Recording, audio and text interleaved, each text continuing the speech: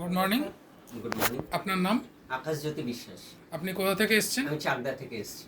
আচ্ছা, আপনি রেনিকা ইনস্টিটিউটের খোঁজটা আপনি কোত্থেকে পেয়েছেন?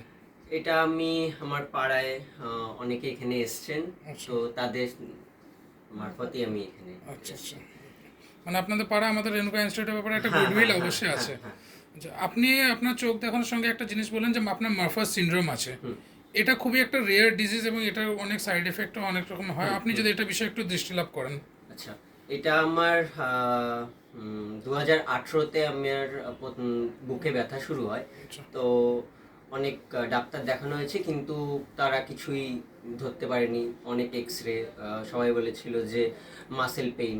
তো তারপরে আমি একজন এমডি ডক্টরকে দেখাই, তো তিনি তখন সিটি স্ক্যান করতে দেন। তখন তিনি ফার্স্ট বলেন যে বুকে এয়ার জমেছে। তো অনেকেই তখন শুনে অবাক, যে এরকমও হয়।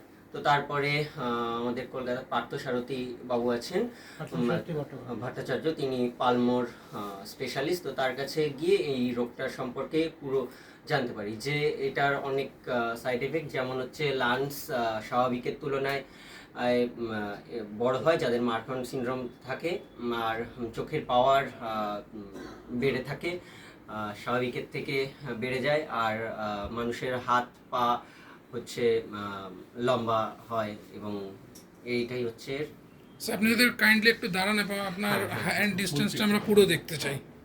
ওকে, বেসিক্যালি নর্মালের তুলনায় আপনাদের হাত। আর এর একটা সবথেকে মেইন বৈশিষ্ট্য যেটা দেখা যায় যে অন্য কোনো মানুষ এরকম ভাবে ধরতে পারে না, যেটা কিন্তু মারফান সিনড্রোম যাদের, তারা এরকম ভাবে টো এন্ড থাম দিয়ে ওটা ধরা যায়, কিন্তু যারা স্বাভাবিক তারাতে এটা এখানে হয়তো টাচ আসবে না, কিন্তু মারফানদের এটা এরকম ভাবে ধরা যায়। Okay sir, be seated.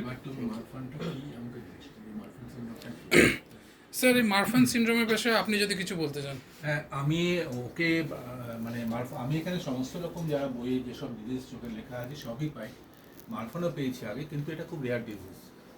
এটা ওর যেন অন্যান্য যেগুলো ফিচার্স বললো সেগুলোর সঙ্গে চোখেরও কিছু সমস্যা কিন্তু মারফান সিনড্রোমে হয়। তো যেমন ধরুন, চোখের লেন্সটা ডিসলোকেটেড থাকে, সাবলাক্সেসেড থাকে, হ্যাঁ, চোখে মায়োপিয়া হয়, মাইনাস পাওয়ার আসে। তো এইগুলো কিন্তু মারফান সিনড্রোমের বৈশিষ্ট্য, এবং তাড়াতাড়ি ক্যাটরাক্ট পড়ে যায়, ছানি পড়ে যায় এদেরকে। তো এনাদেরকে চোখ রেগুলার চেক আপ করা দরকার, বছরে একবার করে। এবং আমি খুবই খুশি হলাম যে আমরা বইয়ে অনেক ডিজিজ পড়েছি, কিন্তু প্র্যাকটিক্যালি আমাদের এখানে এত রুগী আসেন, এবং আমরা মানে বিভিন্ন সমস্ত রকম রোগ প্রায় পাই। এবং আজকে একজন মারফান সিনড্রোম আমার ভাইয়ের মতো, ছেলের মতো ওর পেলাম, এবং ওর জন্য আমি যথাসাধ্য চেষ্টা করব যাতে ওর চোখটা ভালো থাকে। তবে মারফান সিনড্রোম, আমি এটা এই জন্যই ভিডিওটা করলাম, এটা একটা রেয়ার ডিজিজ, এবং এটা আমরা এখানে পেলাম বলি আপনাদের সবার অ্যাওয়ারনেসের জন্য। কারণ যদি হাত পা লম্বা থাকে, চোখে মাইনাস পাওয়ার থাকে, তারা কিন্তু চোখ অবশ্যই দেখিয়ে নেবে। থ্যাংক ইউ স্যার, এই পেশেন্টের যে মাইনাস পাওয়ারটা আছে, এটা কি কখনো স্টেবল করা যেতে পারে? করা যাবে। 23-24 বছর বয়স অব্দি মাইনাস পাওয়ারটা তোমার বাড়বে। 23 বছরের পরে গিয়ে 23 থেকে 24 পরে স্টেবল হবে। আর যদি তুমি এটাকে মাইনাস পাওয়ার চশমা ইউজ করতে না চাও, তাহলে মোস্ট লেটেস্ট যে অপারেশনটা আছে, ল্যাসিক অপারেশন বলে, ওটা করলে তোমার মাইনাস পাওয়ারটা চোখ হচ্ছে চশমার পড়তে হবে, তুমি তখন খালি চোখে সব কাজ করতে পারবে। যেমন ধরো আর্মি, নেভি, ডিফেন্স, রেলওয়ে, তোমাদের চশমা অ্যালাউ করে না, তারা কিন্তু ল্যাসিক অপারেশন করিয়ে তারপর জয়েন করে, কারণ ওখানে চশমা দিয়ে অ্যালাউ নয়, যারা যে চাকরি পায়। ঠিক আছে।